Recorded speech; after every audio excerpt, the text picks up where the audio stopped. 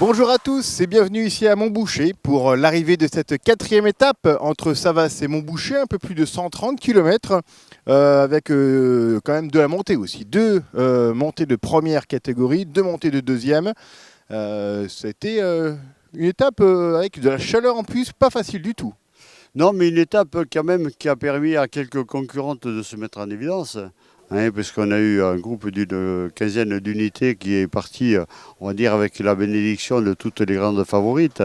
La seule qui pouvait embêter quelqu'un, c'était Anna Serac, puisqu'elle est deuxième au classement de meilleure jeune. Elle est à 10 minutes d'Evita Music. Elle avait repris plus de la moitié à ce moment-là. On disait attention. Et je pense que c'est un petit peu ce qui a fait réagir le peloton. Et même si je n'ai pas vu la course étant ici sur la ligne d'arrivée, je pense que ça a dû jouer quand même à ce qui est ce retour. D'ailleurs, elle finissait avec plus que 2 minutes d'avance au moment de l'arrivée. Elle comptait en effet un peu plus de 8 minutes 30 d'avance. Alors le départ s'est fait assez timidement, pareil, on n'osait pas trop accorder d'échappée. Finalement, voilà, c'est ce groupe de 14 concurrentes qui a réussi à s'échapper, qui ont fait course seule, comme tu dis, avec la bénédiction des teams derrière. Elles étaient quasiment toutes représentées quand même devant, hein, que ce soit les CCC, Virtu, etc. Ah ben de toute manière, la CC Live, il n'y a plus qu'une seule équipière qui était devant. Mais Marianne est capable donc de gérer ça toute seule. Elle n'a pas besoin d'une aide spécifique, tellement elle est au-dessus du lot. Donc il n'y avait aucune inquiétude pour son maillot, hein, puisque les prétendantes à la victoire finale étaient avec elle. Donc voilà, elle n'avait qu'à surveiller. C'était quand même une bonne stratégie de mettre une coéquipière devant comme ça. On disait, moi j'en ai une devant, elle est prête à gagner l'étape, c'est pas à moi de faire le travail. Ah ben c'est toujours une bonne excuse pour ne pas rouler. Et quand il y a une dizaine de formations différentes, ça fait 10 formations derrière qui ont une excuse pour ne rien faire. Voilà, moi j'appelle ça habituellement un enterrement de première classe. Voilà. Ah non, tu roules pas? Non, mais moi non plus, j'ai quelqu'un. Voilà, on laisse faire. Hein. Et la victoire d'étape, c'est pas Marianne Vos qui gagne aujourd'hui, mais par contre, les Pays-Bas restent sur le podium. Ah ben oui, toujours les Pays-Bas, toujours. C'est marrant, les Pays-Bas, comment ils font pour rouler aussi fort avec le parcours de ce Tour de l'Ardèche. J'en parlais tout à l'heure avec le papa de Marianne Vos. Je dis, mais les Pays-Bas, c'est le plat pays. Comment vous faites pour vous échauffer, pour vous préparer sur le Tour de l'Ardèche? Alors je sais bien que le fromage de Hollande est rond, que ça a l'air de rouler tout seul, mais ça ne fait pas tout. Voilà, on regarde quand même les différents tableaux, ça a un peu bougé notamment pour le maillot à pois, et puis on regarde justement tous les tableaux et tous les podiums. Vous saviez aujourd'hui que Marianne Vos laisserait une échappée devant? Yeah, because the breakaway was not really high Oui, to see j'ai rider, senti effectivement que nous pouvions avoir she could l'opportunité, let go donc toute that was l'équipe good était for derrière, us, and also the et others, nous avons senti que nous almost avions every team had effectivement a une rider, so opportunité. it's really good.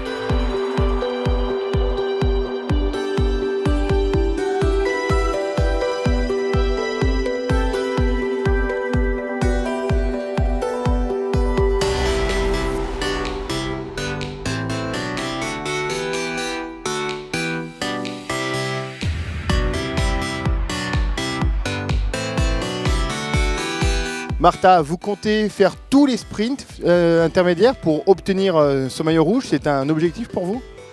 Oui, j'avais 10 maillots, je voulais faire winner. Finalement, je voulais gagner ce maillot pour ma coéquipière Sofia Bertizzolo.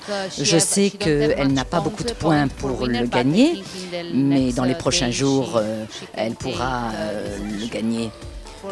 Je n'ai pas de souci pour la suite de la course.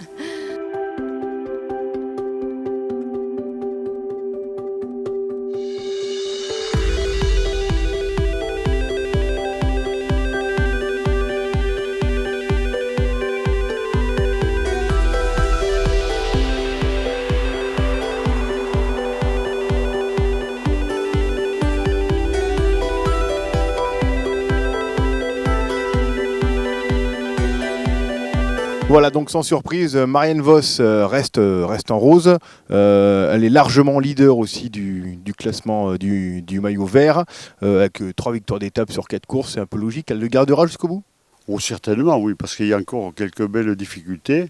Et je pense qu'il y aura encore certaines journées où la bagarre va être déclenchée. Hein. Ce n'est pas tous les jours qu'on laissera partir une quinzaine de concurrentes pour aller chercher le bouquet de la victoire. Hein.